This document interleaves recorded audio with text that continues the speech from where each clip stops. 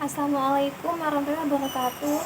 Perkenalkan, nama saya Afrina Kanisa, NIM T 2018-5077. Di sini saya akan menjelaskan fungsi penilaian dalam pembelajaran sains.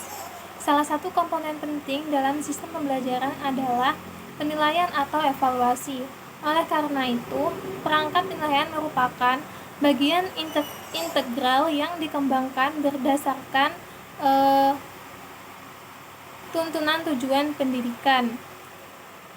Dalam konteks pembelajaran di kelas, penilaian dilakukan oleh guru untuk mengukur perkembangan hasil belajar siswa sebagaimana yang dirumuskan dalam tujuan pembelajaran. Evaluasi atau penilaian sains adalah proses pembelajaran dan penentuan tingkat pembelajaran sains sehingga diketahui upaya-upaya selanjutnya, baik tindakan perbaikan, pengayaan, maupun pengembangan lainnya. Fungsi penilaian dalam pembelajaran sains yaitu yang pertama di sini ada memberikan umpan balik terhadap program pembelajaran sains yang dikembangkan sehingga diketahui tingkat keberhasilan dan kegagalan. Kegiatan dilanjutkan jika berhasil dan diperbaiki jika gagal. Yang kedua di sini ada menentukan tingkat kematangan dan kemajuan perkembangan anak dalam kegiatan sains, baik terkait dengan dimensi produk, dimensi proses, dan dimensi sains. Yang ketiga di sini ada sebagai bahan pertimbangan guru untuk menempatkan dalam kegiatan sains yang lebih sesuai dengan minat dan kemampuannya, yang memungkinkan anak dapat mencapai kemampuan secara optimal dalam pembelajaran sains. Yang keempat di sini untuk mengetahui latar belakang kesulitan belajar anak selama mengikuti program pembelajaran. Yang kelima, memberikan informasi kepada orang tua atau wali tentang kemajuan dan kemampuan sains yang belum dikuasai oleh anak. Yang terakhir, sebagai bahan masukan bagi pihak lain yang memerlukan dalam memberikan pembinaan selanjutnya. Mungkin itu saja yang bisa saya sampaikan. Terima kasih. Assalamualaikum warahmatullahi wabarakatuh. Nama saya Izzatul Fikriyah, NIM T 2018-5044. Di sini saya akan menjelaskan tentang prinsip penilaian dalam pembelajaran anak usia dini. Jadi, prinsip penilaian secara menyeluruh dilakukan pada seluruh aspek perkembangan anak. Berdasarkan kurikulum 2013 PAUD meliputi perkembangan nilai agama dan moral, perkembangan sosial dan emosional, perkembangan bahasa, perkembangan kognitif, perkembangan fisik dan motorik, dan perkembangan seni. Jadi, dalam prinsip berkesinambungan bahwa penilaian dilakukan secara terus-menerus dengan metode dan instrumen yang tepat. Dalam PAUD ada 4 kriteria perkembangan, yaitu yang pertama belum berkembang atau BB, yang kedua yaitu mulai berkembang atau MB, yang ketiga yaitu berkembang sesuai harapan atau BSH, dan yang terakhir yaitu berkembang sangat baik atau BSB. Jadi, dalam mendesain dan melakukan proses atau kegiatan evaluasi, seorang guru hendaknya mempertimbangkan prinsip-prinsip yaitu prinsip berkesinambungan. Jadi maksud dari prinsip ini adalah kegiatan evaluasi dilakukan secara terus-menerus. Evaluasi tidak hanya dilakukan sekali setahun atau per semester, tetapi dilakukan secara berkelanjutan mulai dari proses pembelajaran dengan memperhatikan peserta didik hingga ia tamat dari institusi tersebut. Yang kedua yaitu prinsip menyeluruh.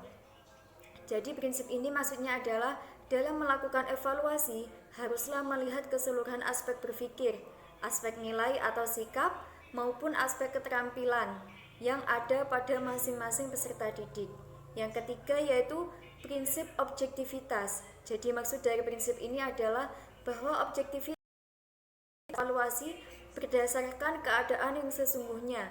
Jadi tidak dipengaruhi oleh hal-hal lain yang bersifat emosional dan irasional. Yang keempat yaitu prinsip validitas. Validitas artinya kesahihan, yaitu bahwa evaluasi yang digunakan benar-benar mampu mengukur apa yang hendak diukur atau yang diinginkan. Validitas juga selalu disamakan dengan ketepatan, misalnya dengan mengukur partisipasi peserta didik dalam proses pembelajaran, bukan dievaluasi dengan melihat nilai ketika ulangan, tetapi dilihat juga mulai dari kehadiran, keaktifan, dan sebagainya. Dan prinsip-prinsip yang harus diperhatikan dalam pelaksanaan evaluasi sains adalah yang pertama yaitu evaluasi dilakukan dengan mengacu pada prinsip perkembangan, bukan pada prestasi. Yang kedua yaitu kegiatan evaluasi sains hendaklah selalu dilaksanakan pada saat anak sedang dalam kegiatan. Yang ketiga yaitu lakukan evaluasi dengan cara alamiah atau naturalistik, sehingga saat guru melakukan evaluasi pada anak saat melakukan kegiatan tidak merasa terganggu. Yang keempat yaitu lakukanlah penandaan, pencatatan, dan reputasi secara segera terhadap segala perilaku yang muncul pada anak saat mengikuti kegiatan sains. Demikian presentasi dari saya. Wassalamualaikum warahmatullahi wabarakatuh. Warahmatullahi wabarakatuh. Perkenalkan, nama saya Umi Masuro, NIM T 2018-5084. Di sini saya akan lanjutkan dari pemateri kedua, yaitu tentang poin C, yaitu kriteria kualitas guru untuk pembelajaran sains. Nah, di sini ada 11 kriteria guru sebagai kualitas guru untuk pembelajaran sains. Yang pertama yaitu guru sebagai perencana.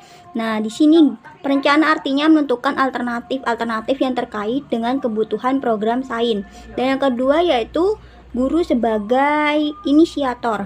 Nah, dalam kegiatan sains ini kita sering melihat pada ada anak yang mendapatkan kebutuhan dalam menindaklanjuti atau memulai kegiatan. Jika terjadi seperti itu, guru dapat masuk sebagai pembuka gagasan atau inisiatif. Nah, makanya dari itu guru disebut sebagai inisiator. Dan yang ketiga yaitu guru sebagai fasilitator. Nah, di sini guru mempunyai kewajiban memberi kemudahan dan keluasan terhadap anak untuk melakukan kegiatan sains. Nah, di sini guru bisa menciptakan suasana yang kondusif, kemudian guru memenuhi kebutuhan dengan alat-alat bahan, serta guru juga menyediakan waktu yang cukup anak. Dan yang keempat yaitu guru sebagai observer. Nah, observer di sini tugas guru yaitu mengamati intensitas maupun kesulitan anak sehingga diketahui saat yang tepat dalam memberikan bantuan belajar sains pada anak. Kemudian yang kelima, guru sebagai elaborator. Nah, di sini guru sebagai elaborator mengajukan beberapa pertanyaan yang merangsang anak sehingga dapat lebih meningkatkan kualitas pembelajaran sains yang dilakukan semua anak. Dan yang keenam, guru sebagai motivator. Dan di sini motivator guru untuk mendukung memberikan penguatan terhadap kegiatan pembelajaran sains pada anak. Dan yang ketujuh, guru sebagai antisipator. Nah, di sini guru sebagai antisipator memprediksi faktor-faktor yang diduga akan berpengaruh pada anak, terutama yang mencelakakan anak. Jika kegiatan banyak melibatkan alat dan bahan yang mudah untuk melukai anak, maka sebaiknya dilakukan penyampaian tata tertib dan tata cara penyampaiannya yang benar. Jangan sampai misalkan ada gelas ukuran yang jatuh, kemudian pecah dan melukai anak. Nah, dan di sini gurulah yang sebagai antisipator agar tidak terjadi kecelakaan seperti itu. Dan yang kedelapan, guru sebagai model. Nah, di sini sebagai model guru dapat menunjukkan sikap, cara, dan ketekunan terkait dengan penggunaan alat-alat sains. Dan yang kesembilan, guru sebagai evaluator. Dan peran guru sebagai evaluator dalam pembelajaran sains yaitu melakukan pengamatan yang tepat, melakukan pencatatan secara akurat, serta berupaya membuat laporan yang sesuai dengan perkembangan anak sesungguhnya. Dan yang ke-10, guru sebagai teman bereksplorasi bersama anak. Jadi di sini anak akan senang apabila gurunya juga aktif dalam kegiatan ataupun dalam kegiatan belajar mengajar yang dilakukan oleh guru dan anak. Bahkan anak-anak akan jauh menerima kehadiran guru apabila gurulah yang berusaha memahami perilaku anak. jangan anak dituntut untuk memahami perilaku guru. Dan yang ke-11 ini promoter agar menjadi anak pembelajar sejati. Jadi di sini maksudnya selalu mendorong dan memberikan kesempatan untuk anak agar rajin dan giat dalam membaca. Karena buku merupakan sumber belajar sains yang sangat kaya.